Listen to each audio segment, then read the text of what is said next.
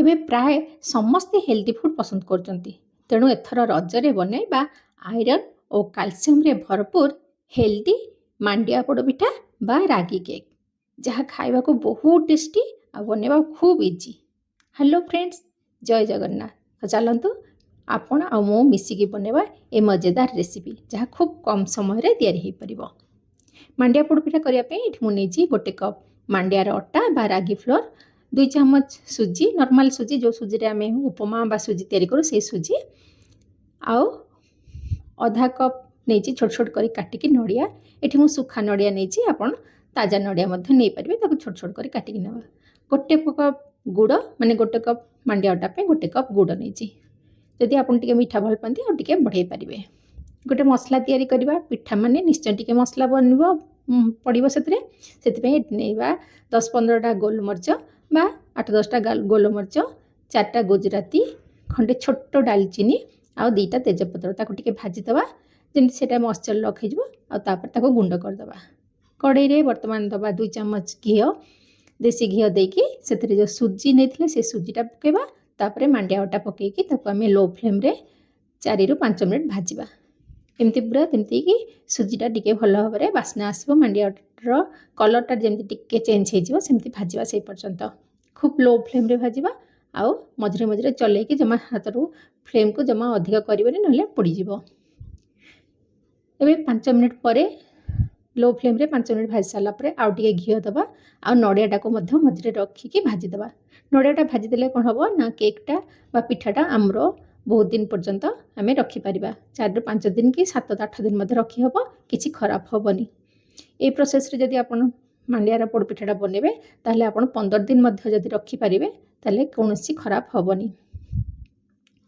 ଏବେ ଭଲ ଭାବରେ ଭାଜିକି ମାଣ୍ଡିଆ ଯେତେବେଳେ ଭାଜିଗଲା ତାକୁ ଓହ୍ଲେଇକି ରଖିଦେବା, ଆଉ ସେ କଡ଼େଇରେ ଆମେ ଦେବା ଗୁଡ଼, ଯେଉଁ ଗୁଡ଼ ନେଇଥିଲେ ସେଇ ଗୁଡ଼ ଦେଇଦେବା।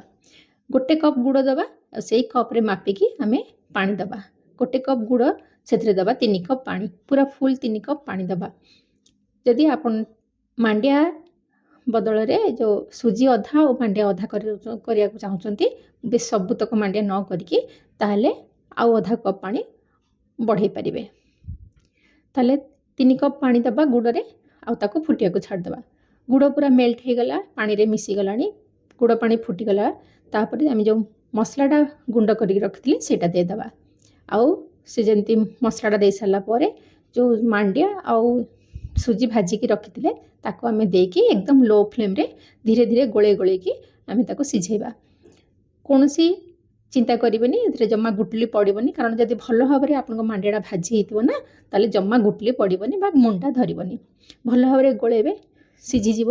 ପାଣି ସବୁ ଟାଣି ନେଇଗଲାଣି। ଲୋ ଫ୍ଲେମ୍ରେ ତାକୁ ଚଲେଇକି ସିଝେଇବାକୁ ପଡ଼ିବ। ଯେତେବେଳେ ମାଣ୍ଡିଆ ପୁରା ପାଣି ସବୁ ଗୁଡ଼ ପାଣିକୁ ପୁରା ଟାଣି ନେବ, ଶୁଖା ହେଇଯିବ, ସେଥିରେ ଆଉ 1 ଚାମଚ ଘିଅ ପକାଇକି ପୁଣି ଆଉ 2-3 ମିନିଟ୍ ପର୍ଯ୍ୟନ୍ତ ଭାଜିବେ। ସେଇ ଲୋ ଫ୍ଲେମ୍ରେ ତାକୁ କୁକ୍ କରିବେ। ଯେତେବେଳେ କଡ଼େଇରୁ ପୁରା ଦେଖିବେ ମାଣ୍ଡିଆ ପୁରା ଛାଡ଼ିକି ଗୋଟେ ଜାଗାରେ ଏକାଠି ହେଇଯାଉଛି, ଜାଣିବେ ମାଣ୍ଡିଆ ଭଲ ଭାବରେ ସିଝିଗଲା, ଗୁଡ଼ ପାଣିକୁ ପୁରା ଟାଣି ନେଇଗଲା। ଏବେ ପୁରା ଗୋଟେ ଜାଗାରେ ଯେତେବେଳେ ମାଣ୍ଡିଆ ଅଟାଟି ଏକାଠି ହେଇଯିବ, ତାକୁ ଗ୍ୟାସ୍କୁ ବନ୍ଦ କରିଦେଇକି ଘୋଡ଼େଇକି 2-3 ମିନିଟ୍ ପର୍ଯ୍ୟନ୍ତ ଛାଡ଼ିଦେବେ, ସେ ସେଇଥିରେ ଯେମିତି ଟିକେ ଥଣ୍ଡା ହେଇଯିବ। ଏପଟେ ଗୋଟେ କେକ୍ ଟିନ୍, ଯେଉଁଥିରେ କି ଆମେ ପିଠା ପୋଡ଼ିବା ବା କେକ୍ ତିଆରି କରିବା, ସେଥିରେ ଗୋଟେ ଖଣ୍ଡେ କଦଳୀପତ୍ର ପକାଇକି ଘିଅରେ ଗ୍ରୀସ୍ କରିଦେବା। ଘିଅ ଲଗାଇକି ଗ୍ରୀସ୍ କରିଦେବା। ତାପରେ ମୁଁ ଏଠି ଟିକେ ଧଳା ରାଶି ତଳେ ପକାଇ ଦେଇଛି, ଯଦି ଆପଣଙ୍କର ଅଛି ତ ପକାନ୍ତୁ, ନହେଲେ ନଡ଼ିଆକୁ ମଧ୍ୟ ଛୋଟ ଛୋଟ କରି କାଟିକି ପକାଇ ପାରିବେ। ଧଳା ରାଶି ପକାଇ ସାରିଲା ପରେ ମାଣ୍ଡିଆର ଯେଉଁ ଆମେ ସିଝେଇକି ରଖିଲେ ତାକୁ ସବୁ ବ୍ୟାଟରଟା ପୁରା ଭଲ ଭାବରେ ଦେଇଦେବା।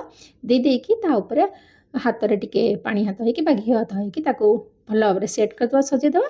ଆଉ ଉପରେ ମୁଁ ଆଉ ଟିକେ ଧଳା ରାଶି ଆଉ ଟିକେ ଡ୍ରାଏ ଫ୍ରୁଟ୍ ସଜେଇ ଦେଇଛି, ଚେରି ସଜେଇଛି। ଆପଣଙ୍କ ପାଖରେ ଯାହା ବି ଡ୍ରାଏ ଫ୍ରୁଟ୍ସ ଅଛି ଆପଣ ସଜେଇ ପାରିବେ, କାଜୁ, ଆଲମଣ୍ଡସ୍, କିସମିସ୍ ଯାହା ବି ଅଛି ଆପଣ ସଜେଇ ପାରିବେ। ଏମିତି ତାପରେ ତାକୁ ଷ୍ଟିମ୍ ବି ମଧ୍ୟ ଆପଣ କରିକି ପିଠା ତିଆରି କରିପାରିବେ। ଷ୍ଟିମ୍ ପାଣି ଦେଇକି କଡ଼େଇରେ ତା ଉପରେ ବସେଇକି ଷ୍ଟିମ୍ କରିନେବେ। ଷ୍ଟିମ୍ ହେଲେ ବି ସିଝିଯିବ, ଆଉ ପିଠା ଭଲ ଭାବରେ ତିଆରି ହେଇଯିବ। ନହେଲେ ଏମିତି ଗୋଟେ ପ୍ୟାନ୍କୁ ଫ୍ରି ହିଟ୍ କରିଦିଅନ୍ତୁ ଆଗ 5 ମିନିଟ୍ ପର୍ଯ୍ୟନ୍ତ। ତାପରେ ସେଥିରେ ପିଠାକୁ ଦେଇକି ଘୋଡ଼େଇକି 20ରୁ 25 ମିନିଟ୍ ଆପଣ ତାକୁ କୁକ୍ କରିବେ ଏକଦମ ଲୋ ଫ୍ଲେମ୍ରେ। ଫ୍ଲେମ୍କୁ ଟୋଟାଲି बढ़ेबे नहीं पूरा लो फ्लेम रे ताको 25 मिनिट आपण कुक करिवे घंटा देखिकी मात्र 20 रु 25 मिनिट रे भितरे आपण बाहर करिवे अधिक करिवेनी नहले पोड़ी जिवो देखंतु पूरा 25 मिनिट रे 22 मिनिट रे मोर को बाहर करिछि घंटा देखिकी आपण बाहर करिवे